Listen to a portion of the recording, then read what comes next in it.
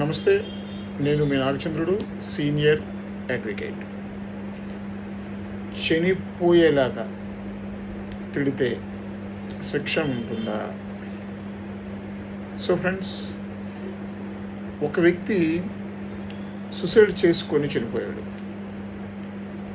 అతని యొక్క సోదరుడు ఏమంటున్నాడు అంటే, చనిపోయిన వ్యక్తి యొక్క భార్య ఇతన్ని చాలా తీవ్రంగా వేధించింది.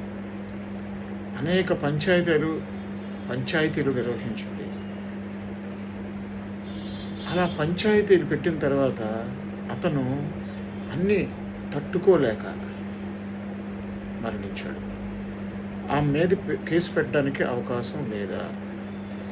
ఎందుకు ఆమె మీద కేసు పెట్టకుండా సూసైడ్ కేసుగా క్లోజ్ చేస్తున్నారు అని ప్రశ్నించాడు. సో ఫ్రెండ్స్, మన దేశంలో బిఎన్ఎస్, భారతీయ న్యాయ సంహిత అనే చట్టం ఉంది.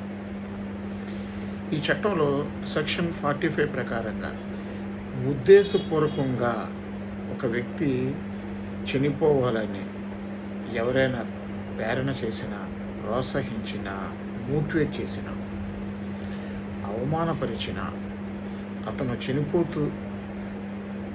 చనిపోవడానికి ఎవరైతే ఈ చర్యలు చేశారో, ప్రోత్సహించారో అతనిని అబేటర్ అంటారు. ఈ అంశాన్ని అబేట్మెంట్ అంటారు.